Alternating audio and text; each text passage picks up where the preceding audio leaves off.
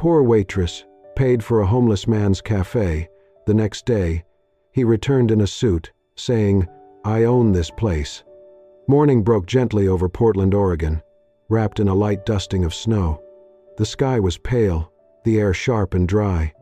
A cold wind pushed flakes across the windows of a small cafe nestled between two brick buildings. Above the door, a wooden sign read "Maple and Steam," creaking softly in the breeze. Inside, the contrast was stark. Warmth radiated from an electric fireplace tucked in the corner. The mellow hum of jazz piano floated from the speakers. The scent of coffee and pastries filled the air, wrapping around patrons like a familiar blanket. The place wasn't polished, but it was real, cozy, familiar. Elena moved behind the counter with practiced grace. At 25, she'd worked the morning shift for over 2 years. Her blonde curls were pulled up high with a worn blue ribbon. A soft cream sweater peeked out from beneath her apron, and around her neck hung a delicate necklace with a silver musical note, her mother's last gift. Her smile, though warm, carried a quiet weariness, not the kind born of missed sleep, but of long-held burdens. Orphaned at 17, Elena now lived with her ailing grandmother, who underwent dialysis 3 times a week. Once, she had studied piano and music theory, but left school when the medical bills grew too steep.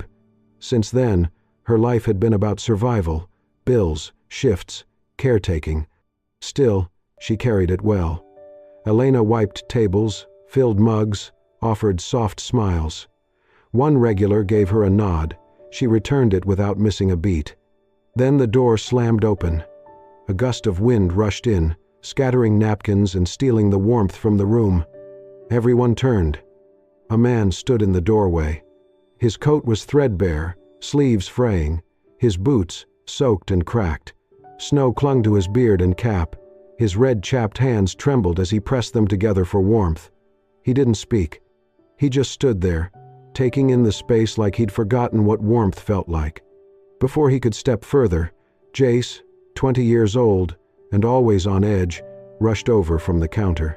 "Sir," he said sharply, loud enough to turn heads, "this isn't a shelter. You can't just come in here to warm up." The cafe fell into an uncomfortable silence. No one looked directly at the man. A few customers glanced down at their laptops. The air hung heavy with expectation. Elena looked up from the espresso machine. Quietly, she walked over and placed a steady hand on Jace's shoulder. "We have empty tables," she said, her voice calm but clear. "He's just cold."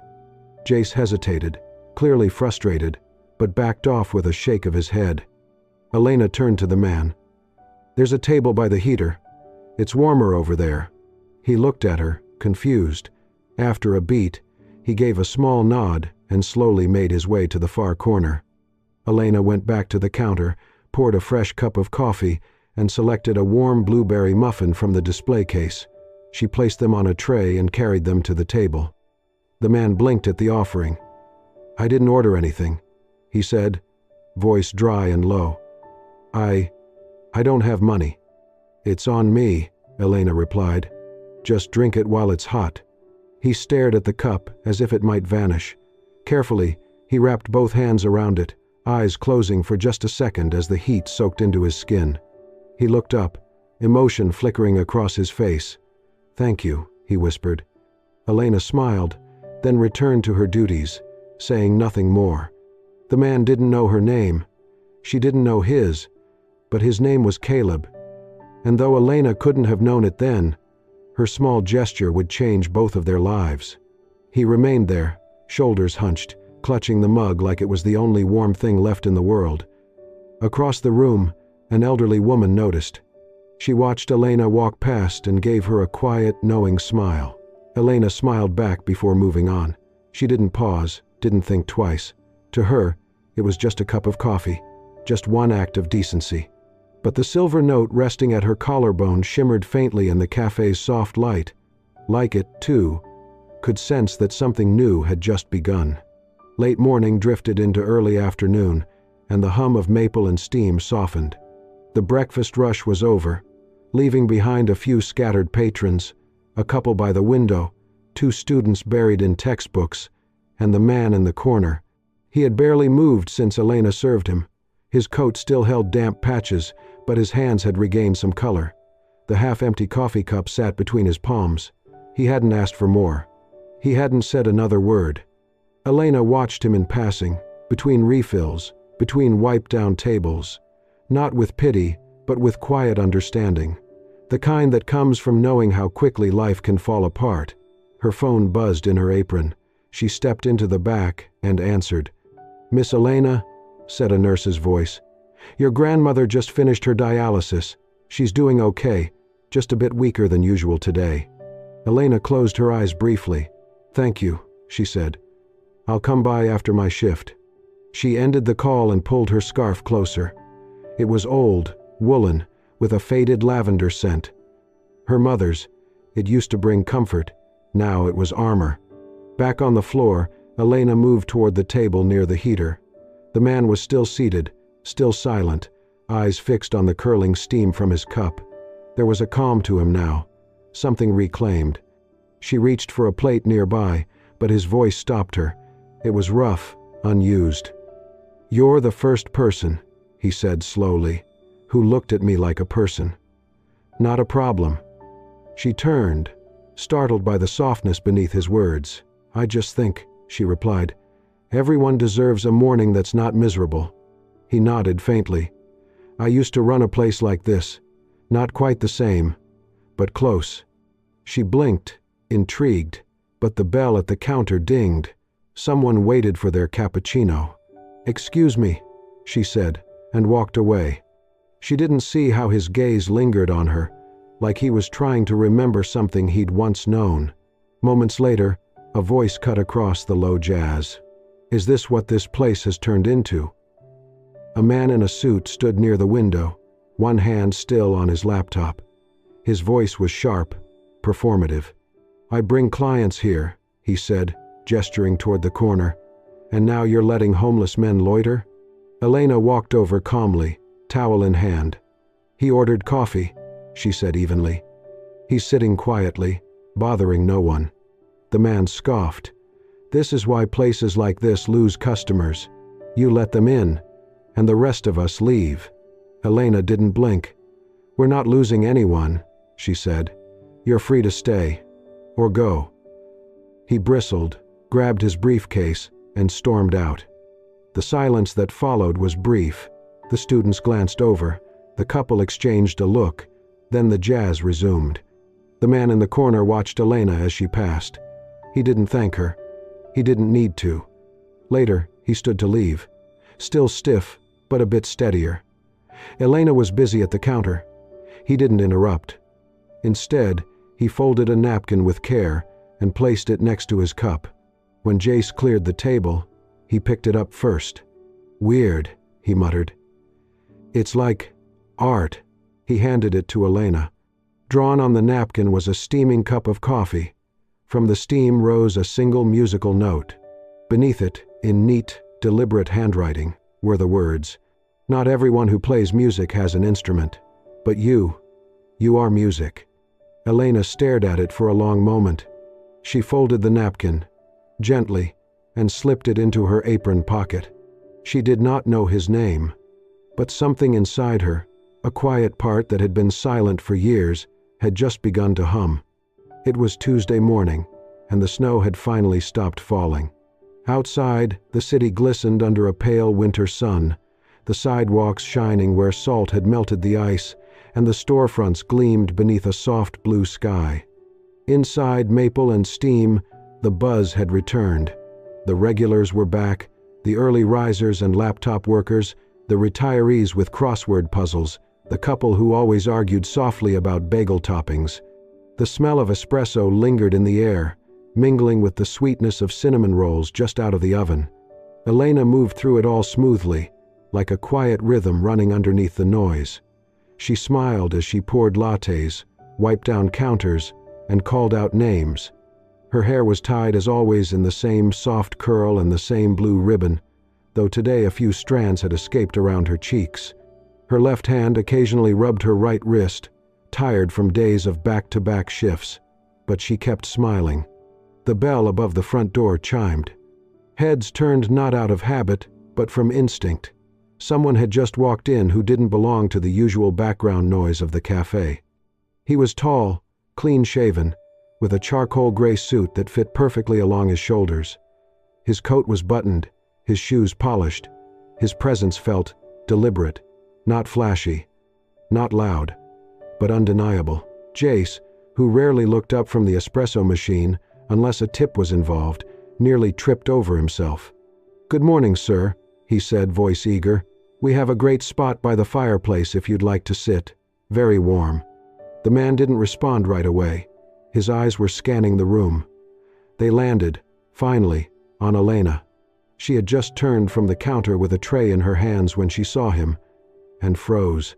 Her fingers tightened around the handle of the tray, her breath caught in her chest. For a second, it felt like the world tipped slightly on its axis. It was him. The man from 3 mornings ago, the one with the tattered coat and snow on his beard, the one who held a cup of coffee like it was life itself, the one who left behind a napkin with music drawn in steam. He looked nothing like he had then, but it was him.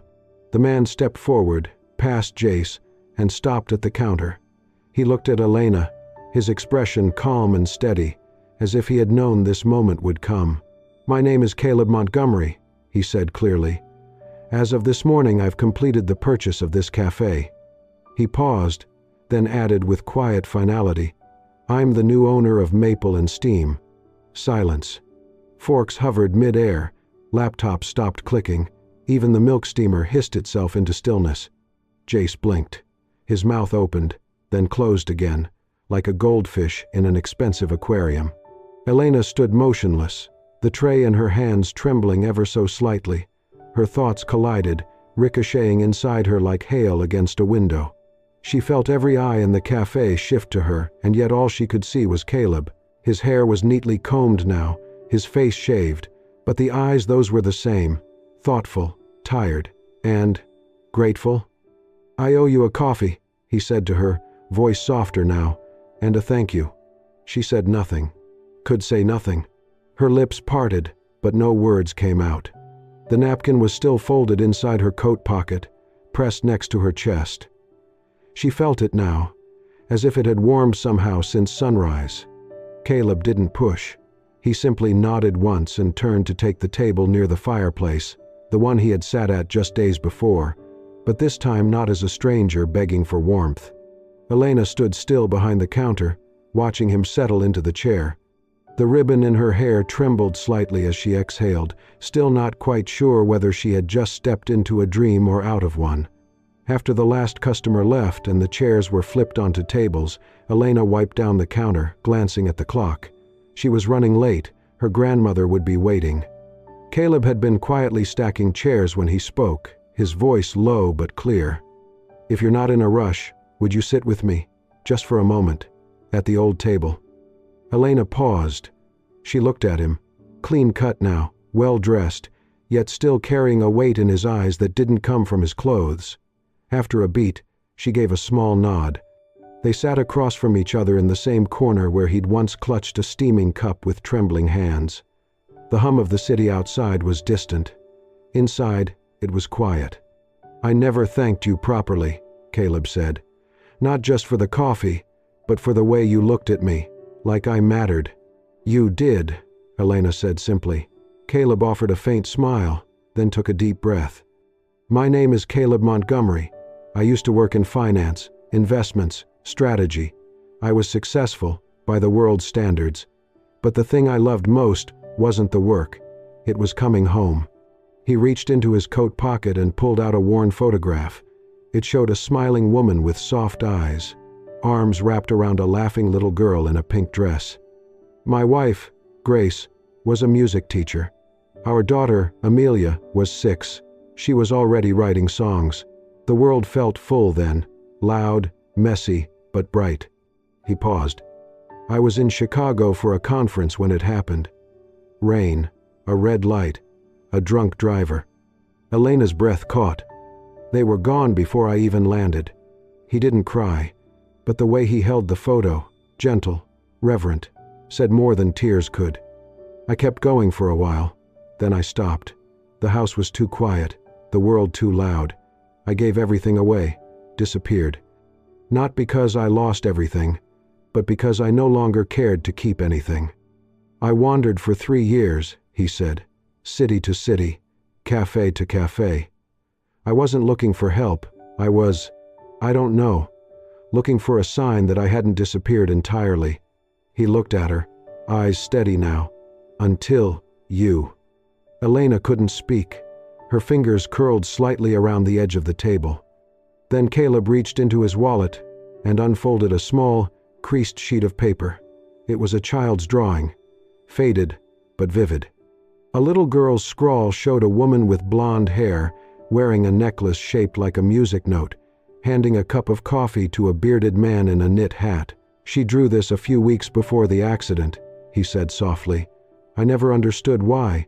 We didn't know anyone who looked like that. I thought it was just imagination. He looked at Elena again. But then I saw you, that day, and I felt like I'd stepped into her drawing. Elena raised a hand to her mouth. Her eyes glistened. She looked down at the necklace resting against her collarbone, the same musical note. There were no words, just a thudding in her chest. Not fear, not sadness. Something older, something sacred. Caleb stood, folding the paper carefully. I didn't buy this cafe to prove anything, he said. Not to the world, and not to myself. I bought it because this is the only place in years where I felt human again, where someone saw me and didn't turn away. He hesitated. I want it to be that kind of place, for others too. Elena sat still, hands in her lap, her heart a quiet ache. Outside, the wind picked up. Inside, the room felt full, not of noise, but of something heavier, truer. She didn't yet know what would come next. But for the first time in a long while, she wasn't afraid to find out. The cafe was quiet again the next morning, but this time, not because of a snowstorm or sleepy customers. The front windows were covered with brown paper. A ladder leaned against the wall where the old maple and steam sign was about to be taken down.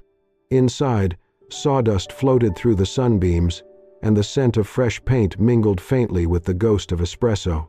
Elena stepped in, hesitantly. She had received Caleb's message the night before. Just a simple invitation. Would you stop by the cafe tomorrow? I have something I'd like to share with you. He was already there, dressed more casually than before. Jeans, rolled-up sleeves, and a flannel shirt.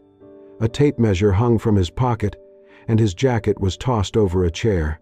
It was the first time she had seen him without the sharpness of a suit, and something about it made him seem younger, less like a man who had survived unimaginable grief, more like someone trying to build again.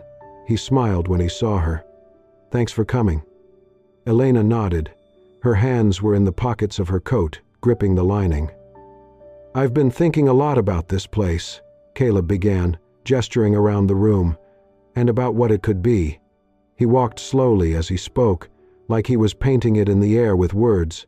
This cafe, it saved me. Or maybe you did. But either way, I want it to be more than just a business. He turned to her. I want it to be a community cafe, a space for people who've been lost, overlooked, or written off. A place to land while they get back on their feet. Training, fair pay, dignity, no questions asked. He took a breath. And I want you to manage it. Elena blinked. The words hung in the air like steam over a cup, both inviting and overwhelming. She started, then stopped. Her heart was beating too fast. I'm not qualified, she said at last, shaking her head. I don't have a degree. I've never run anything. I don't know how payroll works. I don't even have health insurance. Caleb didn't flinch. His voice remained steady. Elena, I didn't choose you because of a resume. I chose you because when you saw someone no one else saw, you didn't flinch either. She looked away. You looked at me that first morning like I mattered, not as a project, not as a burden, just as a person. Elena pressed her lips together, then ran her hand down the front of her apron as if trying to wipe something away, nerves, doubt, the heat rising in her chest. I can't be what you think I am, she whispered. Caleb smiled gently. You already are." But she didn't answer. Couldn't. Her feet were already moving toward the door. "I should get going," she mumbled. "My grandmother's dialysis ran long today. I left her soup on the stove." She didn't look back. The door clicked shut behind her with a softness that felt heavier than a slam. That evening, the sun had dipped, and a chill crept into the air again. Elena returned quietly to the cafe, not to talk, not to reconsider, just to retrieve the wallet she had left behind in the coat room. The lights inside were dim, and the smell of fresh varnish still lingered. As she stepped in, her eyes fell on the table near the fireplace, the same one from before, where so much had changed and started. There, waiting for her, was a small cupcake. On top, resting delicately in the frosting, was a tiny chocolate shaped like a musical note. Beside it sat a folded piece of paper, handwritten in strong, careful strokes, for the one who kept music alive in her heart, even when life tried to silence it. Elena stared at it, unmoving. Then she smiled, just a little. The kind of smile that sneaks up behind grief and taps it gently on the shoulder. She didn't eat the cupcake, but she took the note, and she didn't throw it away. It was late afternoon when the envelope arrived, thick, cream-colored, with her name written in dark blue ink, careful and unmistakably personal. Elena stood by the small kitchen window, still in her worn cafe apron, the smell of lentil soup on the stove behind her. Her fingers trembled slightly as she opened the flap. Inside was a folded sheet of music. At the top, in neat block letters, read the title, "The Kind Cup Sonata." Beneath it, a single-page handwritten note. "I do not know if you still play, but if your hands remember, this is for them, for the hands that placed a cup in front of me and reminded me I still had one." Caleb. She stared at the note for a long time, then ran her fingers gently over the lines of the music, chords and melodies she had never seen before, but somehow felt familiar in their intention. Warm, restrained, waiting. Her coat was already on her shoulders before she noticed she was moving. The cafe was still under renovation when she arrived. The front sign was gone, only wooden scaffolding and the faint shadow of the old name lingering against the brick. Inside, the tables had been cleared to one side. Paint cans stood half open, brushes left soaking in jars. But in the far corner, under a drop cloth, was the old upright piano. Elena walked toward it as if pulled by gravity. She uncovered it gently, her hands brushing the dust from the keys. The bench creaked familiarly beneath her weight. She unfolded the sonata and laid it in place. Then she sat there, staring at the sheet, until her breathing slowed and her fingers settled. The first note was hesitant, soft. Then another, then a full chord, low and minor. It was not a grand piece, not full of flourishes or showy passages, but it moved like breath, rising, falling, trembling just enough to feel real. As she played, something began to shift inside her, not break, not shatter, but unfold. She hadn't touched a piano in over 6 years, and yet her fingers remembered. The warmth of a G major chord, the sweetness of a sustained E, the pauses where silence said more than any melody could. Each measure was a conversation between who she used to be and the woman she was now. Halfway through the second page, she didn't notice the man in overalls, standing quietly at the front of the cafe, hammer in hand, frozen mid-step. The new sign, whatever it would be, could wait. When the last notes rang out, lingering just above the hum of the city outside, Elena let her hands fall into her lap. Her shoulders shook. A single tear slid down her cheek and landed on the A key. She did not wipe it away. It wasn't sadness. It was release. The kind that only music could offer. The kind that didn't ask for explanation or permission. Elena looked down at her hands, the same hands that had poured a cup of coffee for a stranger, the same hands that had carried groceries up 3 flights of stairs for her grandmother, the same hands that had held silence for far too long. Now, they played again. And as the light dimmed across the room, painting golden lines across the piano's chipped lacquer, she whispered, not to anyone in particular, "I still remember." And somewhere, she thought, Maybe that was enough to begin. A month later, the paper came down from the windows. Freshly painted in soft cream and forest green, the cafe reopened with a new name carved in wood above the door, The Kind Cup. Below it, a small brass plaque read, "Serving coffee and compassion, 1 cup, 1 person, 1 moment at a time." Inside, the bones of the cafe remained, mismatched chairs, soft jazz in the background, but the air felt warmer, like it remembered kindness. Elena stood behind the counter, no longer in a borrowed apron, but in a navy blue uniform she'd chosen herself. Near the collar, a single stitched music note. Her blonde hair, tied as always with a sky blue ribbon, caught the light when she moved. She looked like she belonged. Not because life had grown easy, her grandmother still faced dialysis, and the bills still came, but something inside her had steadied. It had stopped waiting for everything to collapse. It had begun to root. In the corner by the fireplace, Caleb had built the dream wall. It was a corkboard framed in reclaimed wood, tucked between the shelf and the heater. On a table below, a tin of colored pins sat beside note cards and markers. Elena had drawn the instructions herself. Write a wish, a hope, a dream. Big or small, we'll hold it for you. The wall filled quickly. I want to finish my GED. I want my mom to forgive me. I want to adopt a dog and name him Pancake. One afternoon, Elena noticed a card pressed shyly in the corner. The handwriting was small and hesitant. I wish I could remember the lullaby my mom used to sing. I only remember the way it made me feel. She stared at it a long time. The next morning, that guest returned and froze. Their dream had been answered. Above the note, in a simple wooden frame, hung sheet music, an old lullaby, "The Moon Always Finds You," printed cleanly with the title handwritten in soft blue ink. No name, no announcement, just quiet kindness. Caleb was around more now, though never loud. Sometimes he came early to adjust a wobbly stool or fix the lighting. Other days, he sat near the window with a sketch pad, sipping coffee like he wasn't observing the world. He never gave speeches. But Elena noticed the small things. He always brought an extra pastry for the mechanic with grease-stained hands. He spoke gently to the boy in headphones who never looked up. And once a week, he asked Elena if her grandmother needed anything from the store. There were no declarations between them, no confessions. But something was unfolding, slow, soft, like music played pianissimo.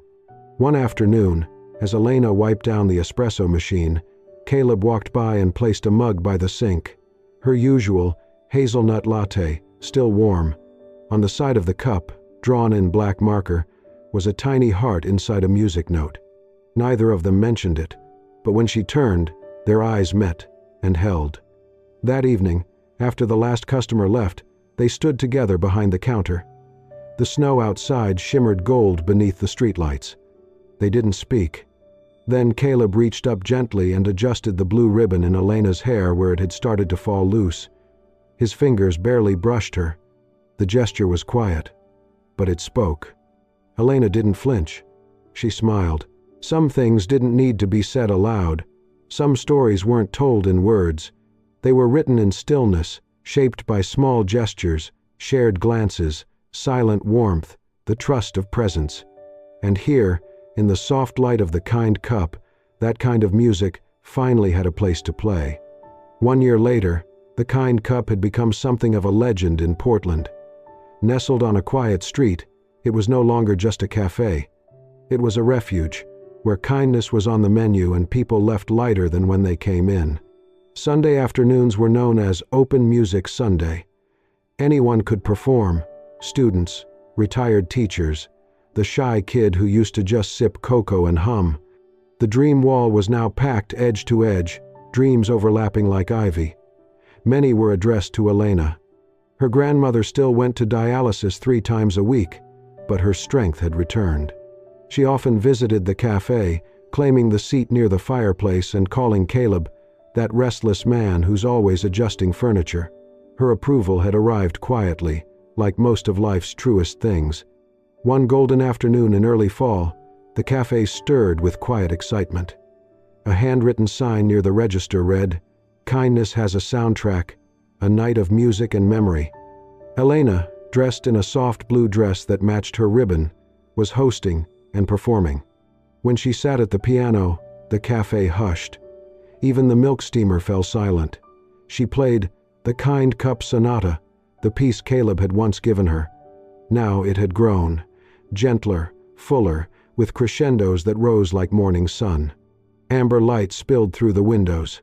Caleb stood at the back, watching, hands clasped, unmoving. As the last note faded, the room erupted in applause. A few people wiped their eyes. Elena stood and bowed slightly before stepping off the platform. Caleb met her halfway. He didn't speak at first, just handed her a small wooden box. A carved music note adorned the lid. Inside was a delicate silver ring with a pale blue stone, the same color as her ribbon. Caleb didn't kneel. "I didn't come here to run anymore," he said softly, his voice calm but certain. "I came to stay, if you'll have me." Elena stared at him, heart fluttering. Her voice shook slightly. "I think I've been waiting for someone brave enough to walk into my life with a cup of coffee." She nodded. Caleb slid the ring onto her finger. No one clapped. There was no spotlight, just warmth and quiet understanding. Two people choosing each other, gently. Later that week, life at the cafe settled back into its rhythm. Espresso steamed. The bell above the door chimed. The dream wall grew. Behind the counter, Elena and Caleb worked side by side. He didn't say much, but always looked for her first. She laughed more easily now, and still tied her hair back with the same ribbon. Above the fireplace hung a framed sketch. A blonde girl handing a steaming cup to a man in a worn coat. Below it, stitched in soft thread, were the words, "Love begins with a cup of coffee and a gaze without judgment." The final moment arrived one quiet morning. The cafe door opened to a rush of cold wind. Without looking, Elena reached out and found Caleb's hand. He gave hers a gentle squeeze. The screen faded to black. A final message appeared. Kindness does not only save others, it saves us too. If this story stirred something in you, a memory, a hope, or just a quiet reminder that kindness matters, then you're in the right place. At Soul Stirring Stories, we believe love often begins in small, unexpected moments. If you want more tales that lift your spirit and warm your heart, hit that, subscribe and tap the hype button to support the journey. Your support helps us keep telling the stories that whisper truth and beauty into the noise. Until next time, stay kind, stay human. We'll see you in the next story.